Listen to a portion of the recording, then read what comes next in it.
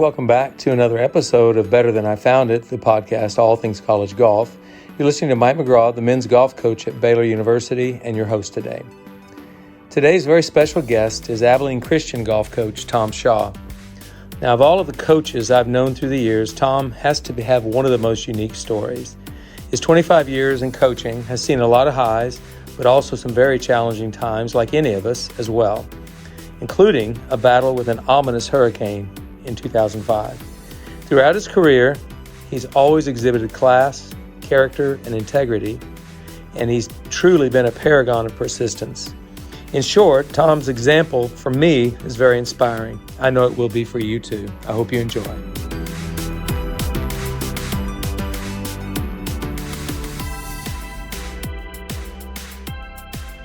Okay, Better Than I Found It listeners, let's welcome Abilene Christian men's golf coach Tom Shaw to the podcast today. Tom, it's great to have you. Thank you, Mike. Honored to be here. Really appreciate all you do for the game of college golf. Your contributions will last a long time. Well, I appreciate you saying that, but yours will too. And that's why I'm really excited to have you on here today, because I think you have a unique history in college golf. And we're going to talk about some of those things that make it unique, but also you're just a coach at heart. You do a great job with it. And this podcast, I don't know, Mikkel could tell me what the percentage of guests have been actual college coaches, current college coaches even. So some might find it unusual that I would interview a guy I'm competing against, but the truth is we're all in this together. We're trying to help young men achieve dreams. We're trying to get them ready for life. I mean, that's what we really do, isn't it? Right. Absolutely right. Okay. Well, we're both getting ready to do it here pretty seriously in a spring season. So, we're just about ready to start playing tournaments here before long. And I am, and you are, and hope springs eternal every year. I mean, you're going into the spring season thinking, wow, it's coming. We're going to have a great season. I know it's going to be, you have to believe that.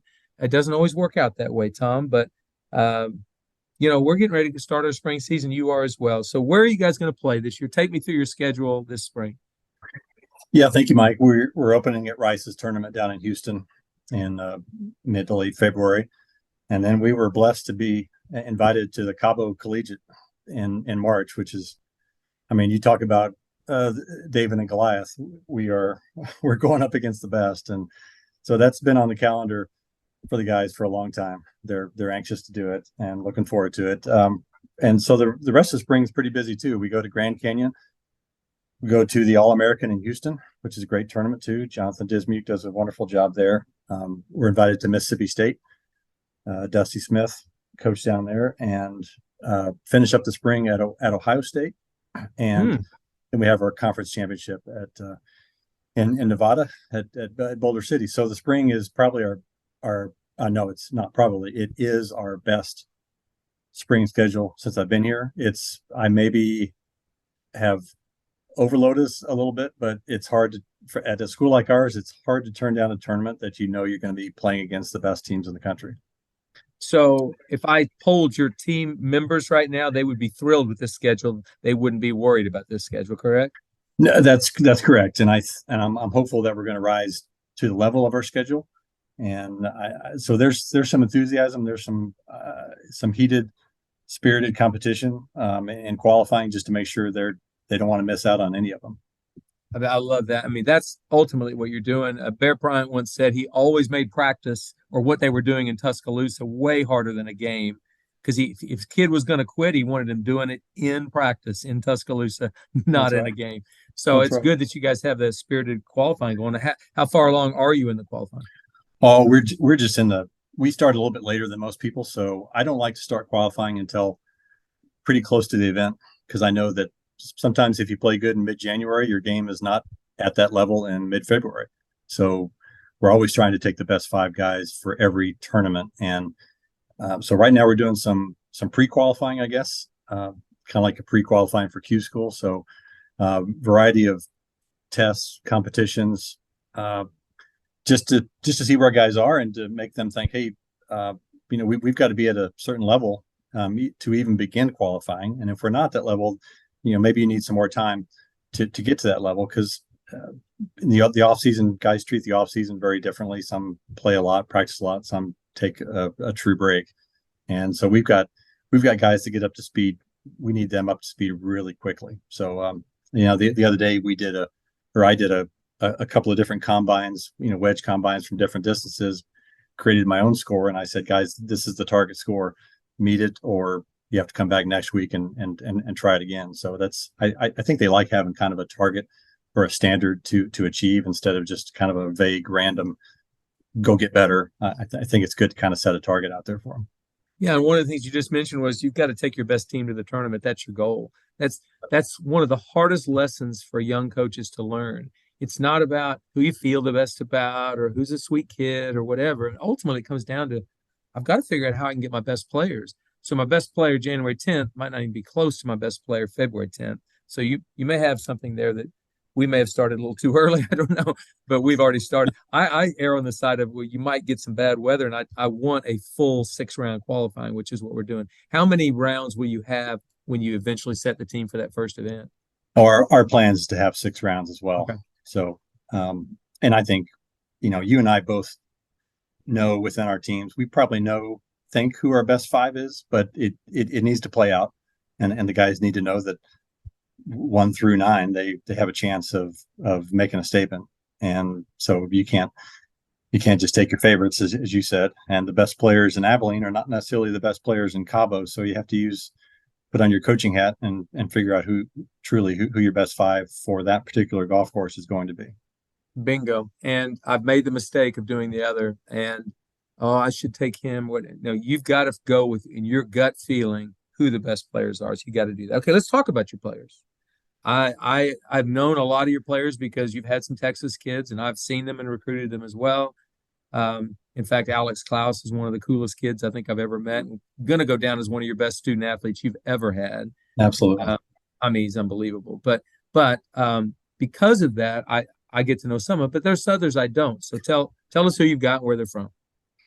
Well, we lost a lot. Alex is one of them. He's been here for 100 years, I think. Yeah. So we lost 5 seniors to graduation. So we have half our team is new.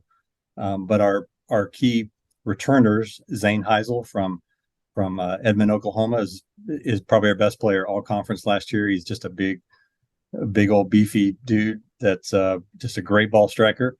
Logan Diamidi, who's from Argyle, Texas originally. He's been here a long time as well. Solid player. He was so clutch for us at the conference championship last year. Jamie Lewis is a sophomore from South Africa, a nice, wonderful young man, rising, getting better, improving. One of the better players coming from South Africa that I'm just thrilled with.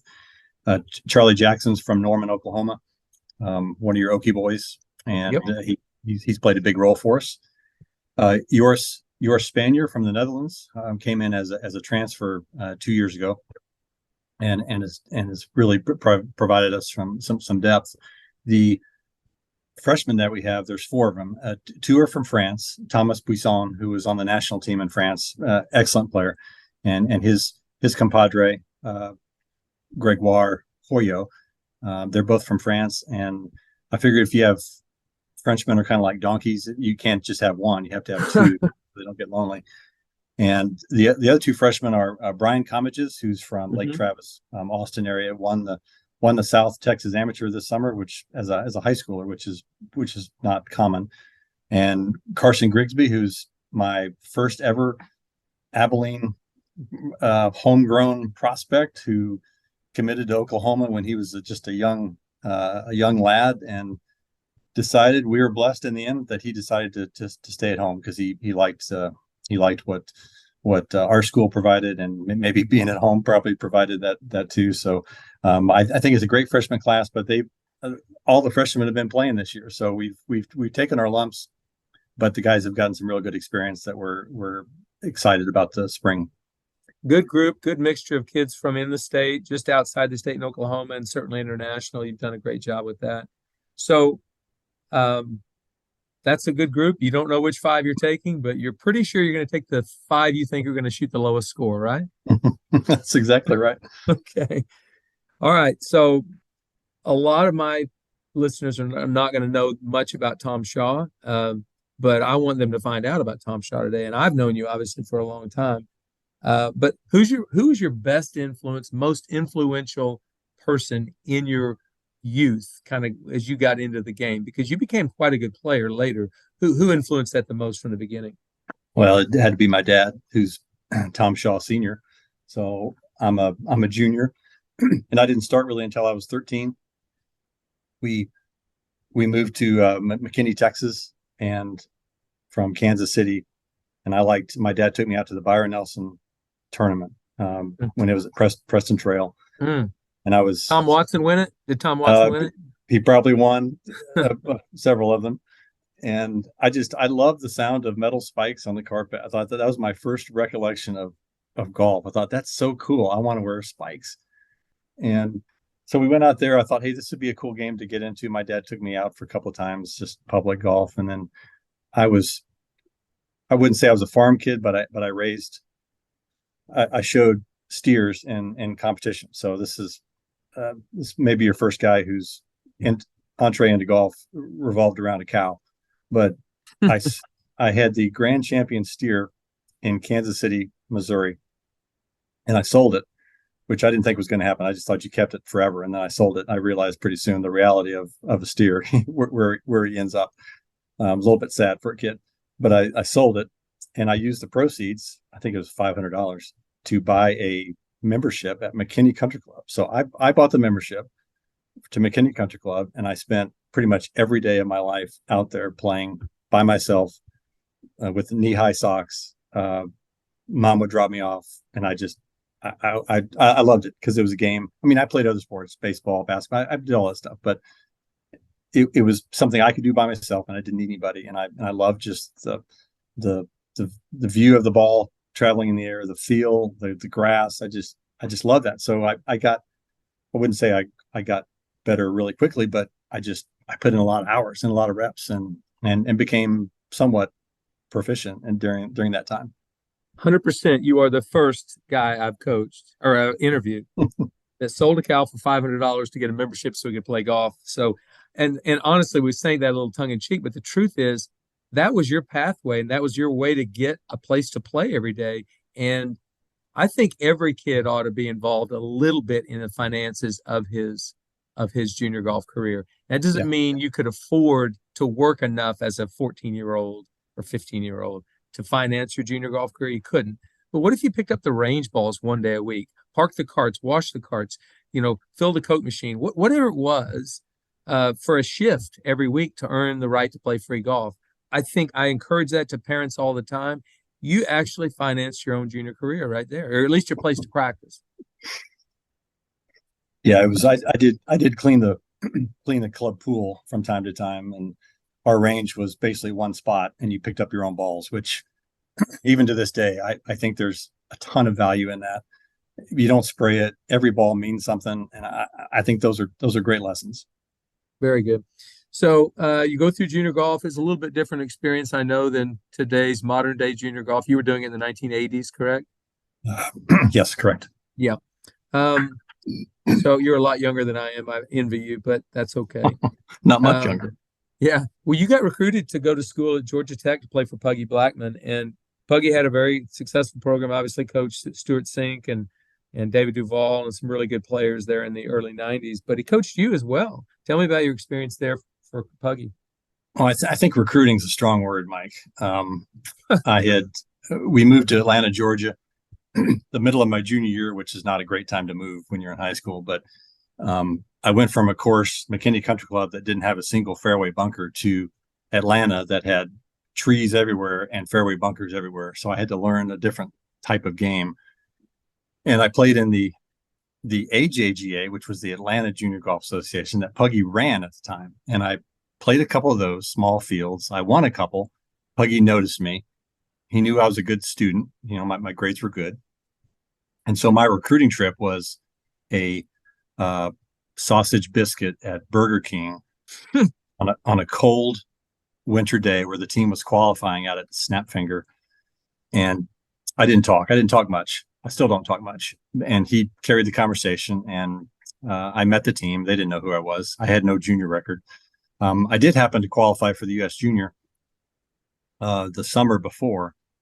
So, I mean, I did have some skills, I guess. And I remember at the tournament dinner at the GS Junior. This is up in New York, I think.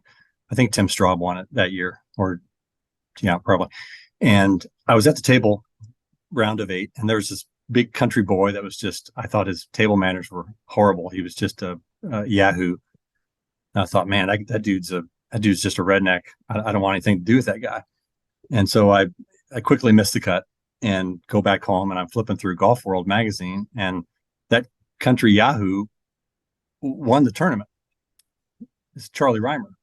Not only did I underestimate his golf skills, he was about to become my teammate the next fall. So we had some really good players at Tech. I was not one of them.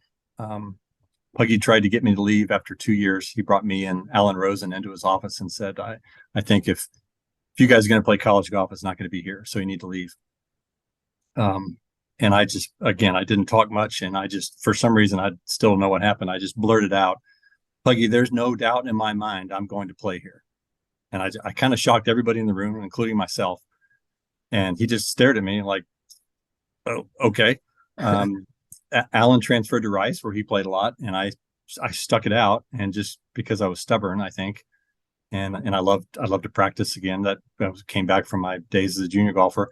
I just kept grinding, and eventually my last 2 years made the lineup pretty consistently. But that lineup was, really strong. Charlie, Trip Eisenhower, Duval, Michael Clark, Chan Reeves, Jimmy Johnston, Briney Baird came in. They're great players, and I learned a lot, especially from David, just playing with him, just seeing how he went about his normal routine. Just the old adage, hey, if you want to become better, hang around better players. That was certainly true in my case. Well, it actually made you a better player, because after college, you ended up playing the Korn Ferry Tour, which I think was it nationwide? What was it at the time? It changed every year. Ben Hogan Tour first year. Yeah, Nike, buy.com. Yeah, nationwide. Okay. Well, you played more than just a couple of years. You actually played 7 years. That's a pretty long stretch to play, professional golf. You did a great job there. Again, I was stubborn, Mike. And if you looked at my college record, you think this kid should go into banking. But I went through Q school my first year just on a whim. I remember I played with Buddy Alexander in the Porter Cup right after I graduated. I said, Buddy, should I try pro golf? And he said, how Buddy is. Hell, just give it a shot. What's the worst that could happen? So I went through Q school, and I made it to final stage, actually, my first year, which I think only Brett Quigley and Dudley Hart and me, I could be leaving somebody else, from that graduating class, made it to finals. And it was down in Greenleaf, and I was paired with Andy Franks, who was the world long drive champ at one point, and Marco Dawson. And I'm 150 pounds. They're hitting it by me 150 yards. It was so humbling. And I thought, this is not the sport for me. I'm not ready for this. But it ended up getting a conditional card on the Hogan Tour, and then, got better every year. That was my goal. Hey, I'm not going to quit until I stop getting better. So at the end of every year, I was getting better. I was improving, and got to the level where I was a reasonably decent professional golfer. But the next step after that is you got to be really, really good. And I wasn't that good. Well, but you just said something that I try and remind guys on my team. I mean, your job is not to get upset with me because you didn't travel. Your job is not to start, I don't know, gossiping with other players because head coach doesn't think. Your job is to get better. That's your job all the time. It's your job as a high school player, as a college player, as a mini tour player, as a Korn Ferry Tour. Your job is just to keep getting better. And then you create opportunity for yourself. And you did that. I honestly didn't think you'd played this long. That's pretty impressive to have played that long. But once you did decide that it was done, you decided, I'm going to get back into coaching or get into coaching. And because the college golf world is so small, you did something that's really wise. You used a connection you had. And Puggy was no longer at Georgia Tech. He was at South Carolina. You gave him a call. Well, it's like the Snickers commercial, life comes at you fast. Had a baby. Game was not at a great stage. You see the writing on the wall pretty quickly. I need to provide for my family. And I thought coaching was something I'd be good at. So you're right. My first call was to Puggy, and he didn't have an assistant at the time. And he said, "Hey, come on, we'll put you on. We'll pay you this. You'll have benefits, all that stuff." So I arrived in Columbia, South Carolina with young family in tow. And well, the pay was not exactly what he said, and there were no benefits. So it was a struggle financially for the family, but Puggy gave me an opportunity, and I mean, he did some other things for me as well that were life changing, and I owe him so much. So stayed there for about a year and a half, and thought, well, coaching doesn't pay very well, so I'm going back to play. So I was actually going to go back and play, and Monday qualified for a nationwide tour event in Greenville, South Carolina. And if I finish top 25, which gives you an exemption in the next tournament, if I finish top 25, I'm going to continue to play pro golf. And I bogeyed my last hole of the tournament, and that dropped me to 27th in the tournament. So I figured, okay, well, it's not meant to be. I'm going to go into coaching. So your last Korn Ferry Tour event you played, you finished 27th, and I'm out of here. I'm out of here. Yep. Okay. Well, but you got hired at Tulane. That had to have been a wonderful deal. You spent several years at Tulane. So let's talk about Tulane. Wasn't traditionally a golf powerhouse, but you were going to try to make it such. Well, yeah, and I was a young head coach, and the great thing is it gave me an opportunity to make a whole lot of mistakes and learn from that, because I learned a lot from Puggy, but until you run your own program, you just don't know how you can handle every situation.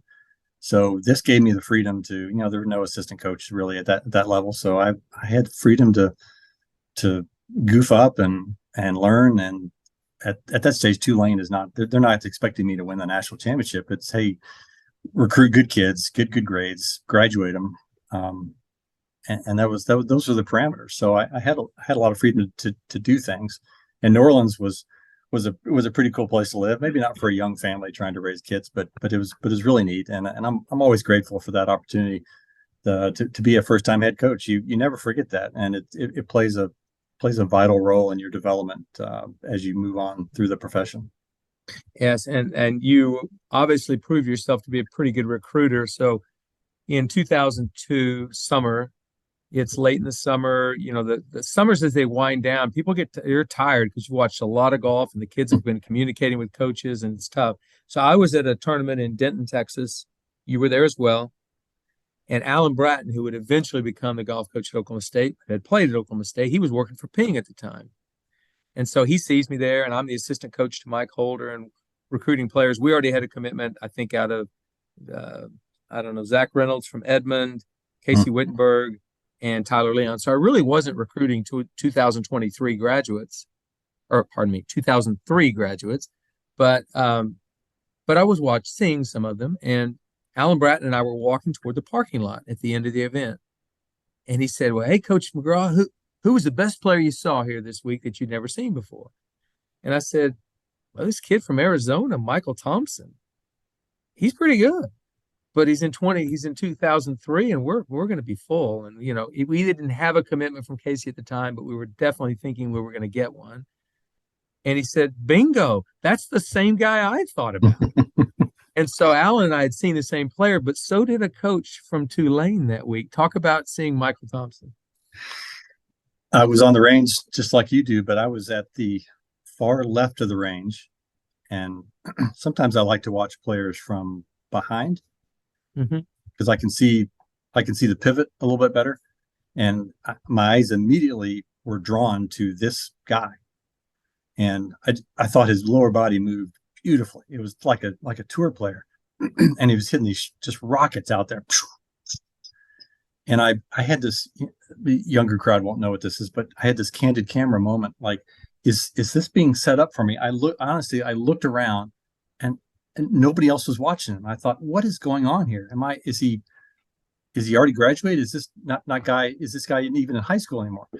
And so we started a conversation, and he had some other schools he was looking at, actually Baylor at the time, I think. And before you were there, and Kansas State and Maryland. And I just got on him like a bulldog, because I thought this kid is what we need. He was an Eagle Scout, good kid, great player. And I thought this could be the cornerstone of our program. We already had some, Chris Wheeler was on our team. He was a great player too, but I thought that this guy could really be the set the tone for our program moving forward. And we were so blessed to get him because he delivered. He did deliver. He was he won 3 times, I think, playing for you. Yeah. He was a great player. I look back on it and I think to myself, that's a perfect example of how some kids are over recruited, but also some are under recruited. And there weren't any really huge golf powers watching this kid. Well, he ends up being the runner-up in the U.S. Amateur. He's an All-American. He's won on the tour. He's still playing professional golf on the tour today. So 20 years later. So you obviously proved you had an eye for a good player. And Alan Bratton and I did that week too. But and I believe he's still playing Ping equipment. Is that correct? He's always been a ping guy, and he's always been one of the greatest putters I've ever been around. When he first came to college, he had this old ping that made this noise when he hit it, bing, and it was ugly. It wasn't really set for him. The ball launched probably 10 degrees when he hit it, but man, that kid could roll the ball. And once he finally got a properly fit putter in his hand, he putted even better. And he was, he's good. I can still see his swing, a little bit laid off, steepens coming down, but lower body was it's just beautiful. A tour pro move. He played a lot of sports growing up, so he was a good athlete. Just an all around complete game, but putting was clearly his strong suit.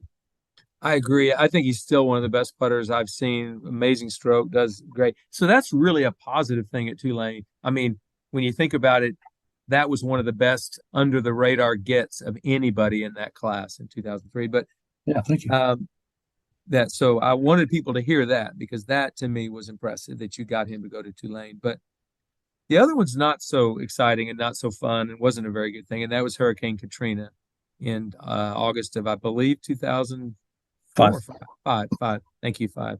I actually want to bring you on again another time for a full-on talk about this, about how you shepherded kids through there, but give me an abbreviated version because with Katrina, you sort of knew they were going to do away with college golf at Tulane for the men, but you had to find your players places to go. Talk about that time. Well, I didn't know it at the time. There was no playbook for this. Our athletic director brought us together once we saw a Category 5 moving into the Gulf. This is all new to me because we evacuated a couple of years earlier for hurricanes, but it was like, we'll come back. And that was kind of the New Orleans way. Hey, you evacuate, you come back, no big deal. Well, this one was to me, it looked pretty big. And so we met as an athletic department and said, hey, we need to go back home. So some of my guys went to Houston, some of my guys went to Dallas, blah, blah, blah. And so the hurricane hits and there's no communication. Cell phones are out. We're doing everything by email. It's a little bit like I know the dark ages didn't have email, but you felt like it. And so finally our athletic director, Rick Dixon, got together and said, hey, school is shut down for the semester. We can't even get back to New Orleans. We've got to send you athletic teams to different cities and different schools. So some of our teams were sent to College Station. Some were sent to Louisiana Tech. Some were sent to Lubbock. Men's and women's golf was sent to Dallas. We got the great end of the deal right there. And we got to Dallas and I'm basically, hey, we're already 2 weeks into the semester. I've got to get my guys into classes. So I've got to piece together whatever schedule I can. I've got to get them in dorm rooms. And the SMU campus was great for that. So they set me up a temporary office, and Jay Lohr, who was SMU coach at the time, got us a place to play and practice. And David Price at Bentry let us come out. Randy Smith at Royal Oaks let us come out. I mean, they would just open the doors for us. It was so wonderful to be able to still play and practice and get some kind of sense of normality into these kids' lives, because there was no clue what was gonna happen. So we didn't have a budget. So my first tournament was we were playing Memphis, and I called Grant Robbins and I said, Grant, I have no money. I can't stay in a hotel. We can't come to your tournament. And Grant said, hey, I'll find you housing. Just find a way up here and you can play, which is, I mean, that stuff like that happens. You realize, man, some good people in this business. We lost all of our I had just gotten this huge shipment of Bridgestone golf balls right before the hurricane, and it was sitting on the first floor of our athletic department. And sure enough, that had about 6 feet of water, and not spring water, 6 feet of water coming through there. And so once we were able to get back in the athletic department, I got everything in these big trash bags, all these golf balls, wet golf balls in a trash bag, and I'm walking across the street to my car. Both trash bags burst open, and I've got probably 1,000 golf balls bouncing down the street. There's probably still bouncing down Claiborne Avenue in New Orleans and going into drains and gutters. So I had no golf balls, I had no gloves. Called Bridgestone. I said, "Hey, listen, can you ship me a dozen balls for my team or something for this tournament?" And they, to their credit, again, good people, they duplicated the order exactly from my previous order. So I had all these golf balls. And they didn't even make me pay for it. It was just a great gesture. And so we put together a fall schedule and played some. But in December, my athletic director said, "Hey, Tom, I'm sorry, we're not going to be able to bring back golf." So, which was a devastating blow. I had to deliver that to my team, and the NCAA was going to allow them a full year of eligibility back if they did not play in the spring semester. So pretty much all of our starting lineup chose to take that option. And so I went into the spring with a team of great guys, but freshmen, sophomore guys that weren't quite ready for prime time yet. And every tournament during the coaches meeting, I would stand up and talk to the coaches. "Hey, here's my starting lineup. These guys are looking for a place to play golf. So it was like I was de-recruiting my players, but trying to get them recruited by other schools. So it was a little bit of a unique situation there. My better players had already kind of arranged. I mean, Michael Thompson had tons of options. Yeah, he visited me at Oklahoma State. Only player I've ever had that said, "I really don't need to go see campus. I just like to hit practice balls." That's Michael for sure. So we went into the spring. By the time conference came around, we only had 4 players that could play. So that being said, we did not win conference that year, but had great kids, and it proved to me that the whole thing proved to me that, because I always tried to recruit character. These guys, I call them the Katrina Nine, and I wrote a little story about it a few years back just so I could document it. Those guys had such good character. They didn't complain 1 second. They didn't worry about what was happening. They stuck together, plowed forward, made the best of a very unique situation. I love those guys. Gosh, what a great story. Thank you for giving me that. But the sad part of the ending of all of that is you were out of a job once the year was over. You didn't have a place to go. How did the Vanderbilt experience come about? Because that was, I think, pretty good deal. Oh, it absolutely was. The timing was great. I had a player that I recruited at Tulane who was currently at Vanderbilt, and I think that just opened the door for me. I mean, there were some great candidates for the job there, and I guess maybe I fooled them in the interview, and they decided to take a flyer on me, and we moved from New Orleans to Nashville, which was that's a pretty good trade-off. And spent some good time there. Had some great players. Really from a mess in Tulane to get immediately, not have to really worry about a job for too long. That was a blessing. Well, one of the players you had was a guy named Luke List, who's still playing professional golf today on the tour. Was my Palmer Cup captain's pick in 2007 at the end of your first year. So he was a Palmer Cupper in your first year at Vanderbilt. And I look back on that, I think that's probably the best coaching move I ever made. He was a good guy to have on the team and finished runner-up in the USAM. He just really, really good spot there. So you coached there, I think, 5 years, 6? How many? 6 years, yeah. Yeah. Okay. Had a lot of success, had some All-Americans, got to the national championship postseason at least 3 times, I believe. Yep. But like any other coaching situation, I guess eventually they come to an end, and that did. And at 2012, you were out of a job again. How did you recover from that? Well, yeah, nobody wants to go through that, but I thought we had some good players coming in. We had Hunter Stewart on the team, and then we had the number 1 player in the world, Matthias Schwab, coming in as a freshman. So, but again, the schools can make changes, and I'll say this: Scott Limbaugh has done a phenomenal job at Vanderbilt. Yes, he has. they're a monster now, which is awesome. So I tell people all the time that Vanderbilt finally got rid of their finally got a good coach to move their program forward. But so 2 years I'm part high school coach for a local high school. I am part starting my own recruiting business, and I'm part partnering up with Jim Williams and doing a little teaching for junior golf. So a great opportunity to reinvent yourself. Hey, what didn't work as a coach? What did work?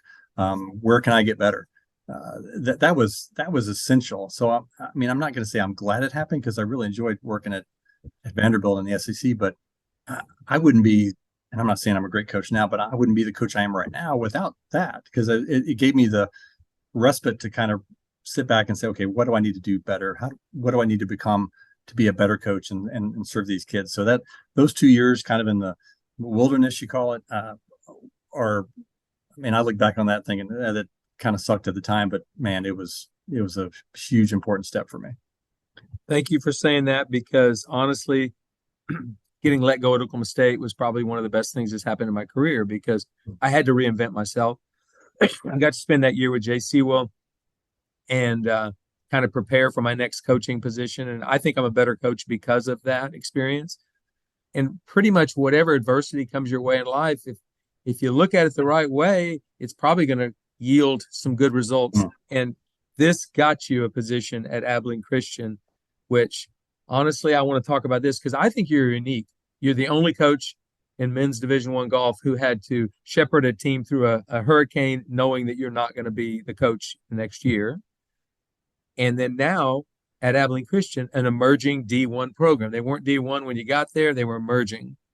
So take us through that process, and then we're going to ask a bunch of questions in there. But you took the job knowing that it was emerging D1. Yes, I had another opportunity at the same time to go to a school that was already D1 and already pretty good and would probably go to regionals.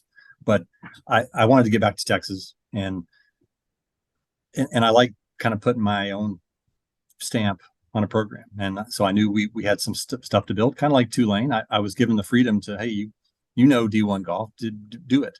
So, but we had to improve everything. I mean, schedule, facilities, workout programs. I had to recruit better. We had to recruit on it for a Division I program, and they were a super successful Division II program. Won the national championship, top 10 every year. Some great players: Alex Carpenter, Cyril Boniel, some incredible players. But going from a big goldfish in a small bowl to a minnow in an ocean involved some serious upgrading that we needed. So that's, and I mean, we're not all the way there yet, but in 8 years we've come a long way, and now I think we're positioned to be a nice option for guys that are seeking what we have, which I think we're pretty unique, kind of like you guys are. We're a private Christian school, and not everybody wants that, but for the guys that do, they can come here and flourish and thrive. Well, a perfect example would be Carson Grigsby. I mean, Carson committed to the University of Oklahoma early, but as he went through the process, he realized faith is the most important thing to me. I can stay at home, get a good education, play for a great coach, and have the faith part around him the whole time. So, but anyway, you mentioned facilities. Yeah, you've gone from literally, I guess, basically nothing to now you have what's called the gym. And I assume that's named after the donor who gave the lead gift, I assume. But talk about your facilities now. Yeah, we went from our short game practice was on probably a 500 square foot green at a public course where we shared it with 3 high schools, 1 junior high, and 2 other colleges. So it was, you wore your hard hat because balls were going everywhere. But my first fundraiser, I expressed to 2 people, here's what we need. Here's my vision for the program. And so raising money, it's important to have people in the right place, but it's also important to express your vision clearly. So I told them, hey, we need our own short game facility. I don't care what it looks like. It has to be our own. So Mark Anthony, Eric Oliver stepped up big time. And so the gym, both of their fathers were named Jim. Jim Anthony and Jim Oliver both introduced their sons to the game. So we named our short game facility the Gym, JIM. And it's a 4-acre facility with Bermuda greens, bent grass greens, pretty much anything 120 yards and in, guys can work on that. And it's really from where we used to be. I mean, and Alex Klaus was here for basically 6 years. He saw the old facility, which was not a facility, and to what we had when he left. It's night and day difference. And so it's still hard to attract all the players that we want to, but we can now get into the conversation because our facilities are, especially for a mid-major program, our facilities are top notch. And I encourage every young coach who's getting in is spend a certain amount of your time focused on how could I improve the facilities, not just because of recruiting, but for development of players where they've got a place where they can develop. So I applaud you there. You also have a clubhouse. Talk about that clubhouse. Really nice. It's we did the gym, the short game facility in 2018, and then we had some momentum. So we built the clubhouse and opened it up in 2020. It's the Byron Nelson Clubhouse. So Byron Nelson has been a long time Church of Christ member, and our school is founded by the Church of Christ. And Byron's brother Charles was part of our faculty. So the old days, anytime the ACU golf team would travel through Dallas Fort Worth, they would always stop off at Mr. Nelson's house and have dinner and hear stories. And he's really the father of our program because he helped endow our very first scholarship. Up until 1985, we were essentially kind of a club sport, but Byron had a huge fundraiser in Dallas with Tom Landry, Tom Watson, Lee Trevino spoke at it, and they raised about $300,000, which kind of helped start our very first scholarship. And then the program has kind of taken off from that. So I always say Byron Nelson's kind of the father of ACU golf. And so this building is committed to him. We have display cases with a lot of his memorabilia that we have, which is pretty cool to look at. The Texas Hall of Fame is actually in town doing a video on Mr. Charles Cootie, Mr. Joe Black, and they're going to stop by our building because Byron Nelson is part of their Hall of Fame. So they're going to do some video work here later today. It's an impressive building. It's not near as big as the Taj Mahal of Baylor University, but it's for our team, our size campus, and it's right across the street from campus. It is a perfect size building for us. And it's butted up against the gym, correct? The facility. Yes. Yep. I'm looking. So I'm going to say there's not very many Division I programs who have exactly what you have on campus. So that's impressive. But it also speaks to the commitment universities have nowadays to college golf. It's greater than it was when you were playing, way greater than it was when I was playing. So I want to applaud you on that. That's not an easy, you're doing three different things there. You're trying to get a Division I team to emerge into the level of golf. You're trying to recruit players that can help you do that. And then you're having to get some facilities to try to maybe attract other players and then develop players better. That's a big task. You handle it well. Congratulations on that, Tom. But another thing that you've done is you've been able to attract some really good, and this is through your whole career, really good assistant coaches. Talk briefly about some of your assistant coaches and where they are now, and then the ones you have now. That Mason Banger, the one you have now. Yeah, thank you. At Tulane, I didn't have an assistant coach. It just wasn't a thing at our level back then. And so I learned on my own, which again, as I said earlier, is a good thing. I mean, I had to do everything, learn to do everything. And when I got to Vanderbilt, I hired what I thought was a outstanding young man, and he is that played at Southern Miss, was Justin Emile. Mm-hmm. And we were together for 5 years, and he's just an incredible man. He's a strong man of faith. He knows the game. He's just a soft-spoken Mississippi guy, and he's now the head coach at Rice. Has been there for a while, so that's been good. And my last year at Vanderbilt, I hired Dusty Smith, who was played at Lamar, had a good career at Lamar, and now has become a outstanding golf coach now at Mississippi State. So 2 head coaches there. When I took over at ACU, I had Brandon Wilkins on the team, and once he graduated, he stayed on as an assistant coach, and now Brandon is the associate head coach at SMU, and really taken off in his coaching career. He's done a nice job at various stops, and I think he's going to be running his own program very soon. And I've had Rob Bennett here, who was my assistant for 3 years. He went to Louisville to be the women's assistant coach, and now he's back as our very first head coach of our women's program. We're starting women's golf in the fall of 2023, and he's the very first ever women's head coach at our school. And now I currently have Mason Banger, who's originally from England and played golf at Harding University. So Harding is another kind of Church of Christ type school. So it was a natural fit for him to work here at ACU. So I feel like my assistants, whether they learn how not to do things or whether they learn how to do things, I don't know yet, but they generally move on and apply those and get some pretty good jobs, which is what you want to see. You want to groom your assistants to take over the next program and to do better than you did and to improve and help mentor and shepherd these kids along their college paths. Well, and I think every coach will probably attract a certain type of assistant and sometimes a certain type of player. All of your assistant coaches are good people first. Yeah. And so you've done a great job with that, but it does speak to your faith, which I want to talk about now, because you're at a faith-based institution where you can talk about it. You can share it with your players. I am as well. And I've had several guests on this podcast that are not afraid to talk about their faith. What role does faith play in your coaching and your mentoring?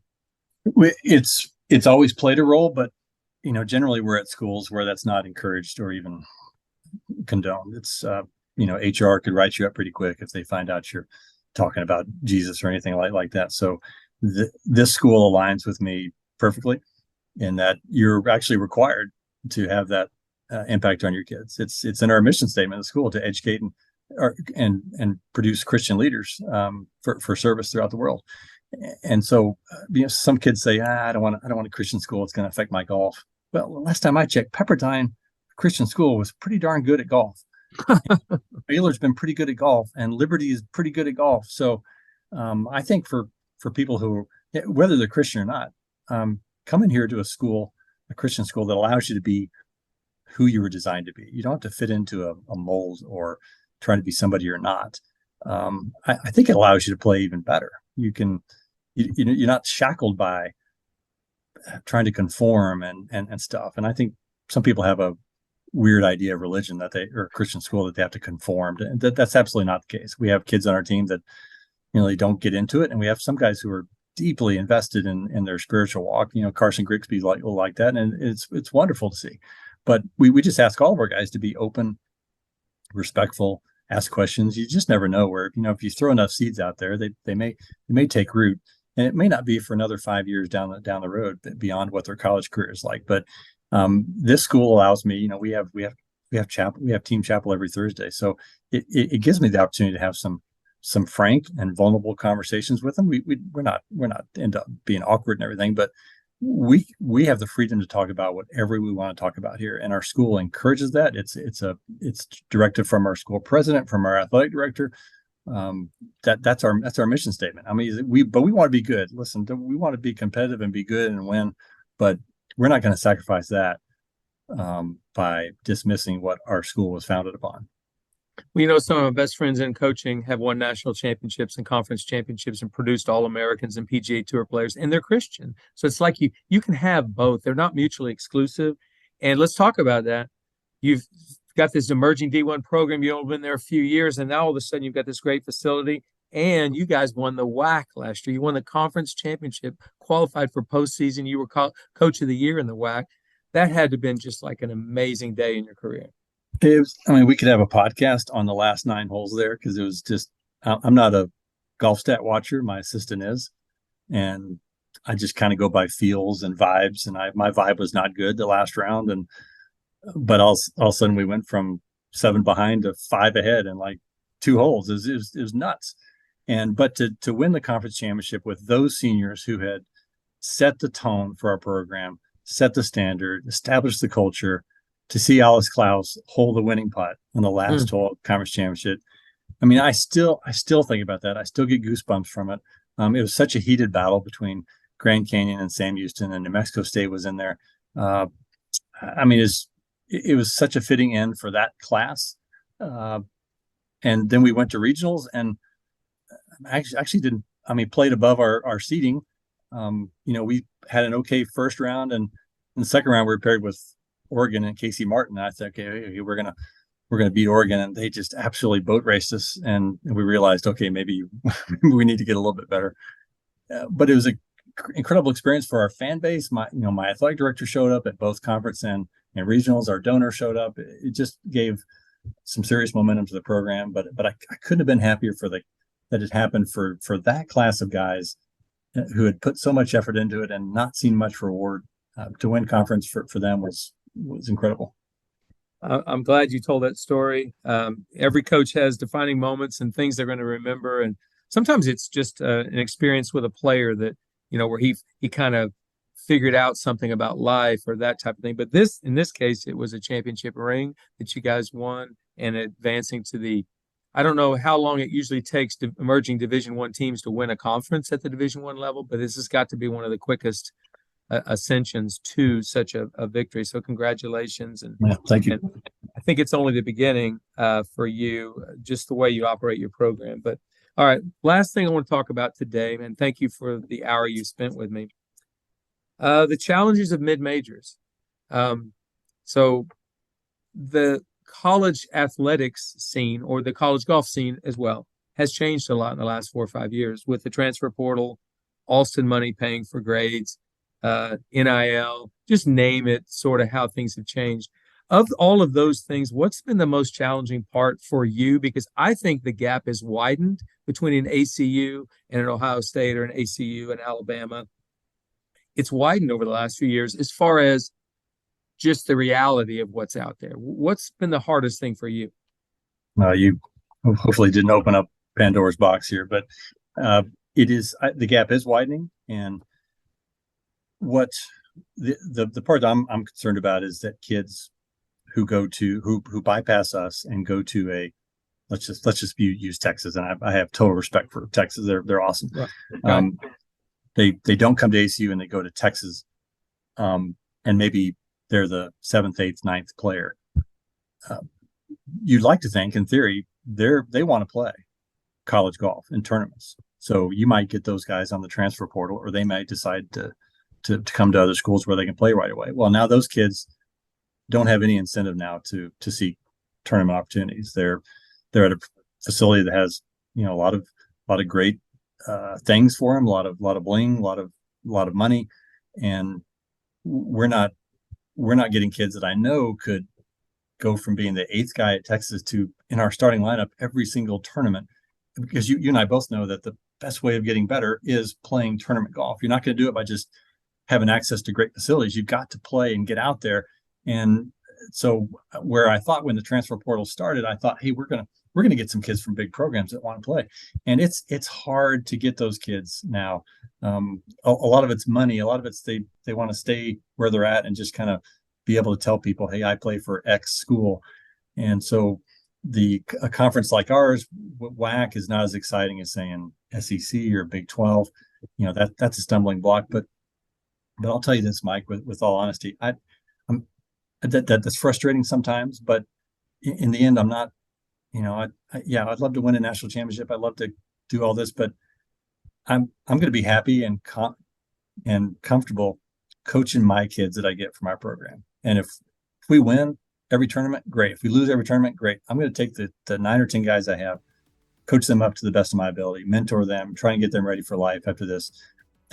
That's my goal. And if I get sweating the other stuff too much, woe is me, we're mid-major, blah blah blah, I'm just wasting time doing that. We're going to try and recruit the best kids we can that are the right fit for the school.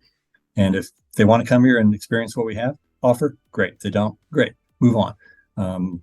We have a hard time getting kids from the transfer portal. They're just, by the time they're on there, they're gone. And but we're gonna keep trying to do that, because we think that we offer the kid who's looking for a different experience, they're going to find it here. But I'm trying not to sweat the small stuff on the Power 5 gap and all stuff, just other than just acknowledging that it does exist and it's only getting bigger. Okay, well, I wanted to acknowledge that it exists, because it does, but also I love the refreshing take you have on it, which is something that I thought about 25 years ago or 20 years ago, when we didn't get Hunter Mahan at Oklahoma State initially. And I was just walking around in a funk, and Mike Holder says, you better figure something out, because you're going to lose a lot more players in the future. It doesn't matter where you are. And one of the things I came up with was, I guess I get the players I'm supposed to get. I mean, so I can't worry about the ones I don't get. And so you have a healthy attitude regarding that. And every coach's job is to figure out how to take the kids who do want to be in your program and give them the best experience and prepare them for life. Tom, I don't think anybody does it better than you do it in college golf. So thank you for that perspective, and thank you for joining me today. Yeah, no, thank you, Mike. Nice words. Appreciate that. Absolutely. Well, good luck this spring. I hope to see you at a regional and then Greyhawk. It should be fun. Yeah, I know you got a good team, Mike. You have a great shot at getting there. Well, I appreciate it. Thanks so much, and we'll talk to you again down the road. All right. Thank you, Mike.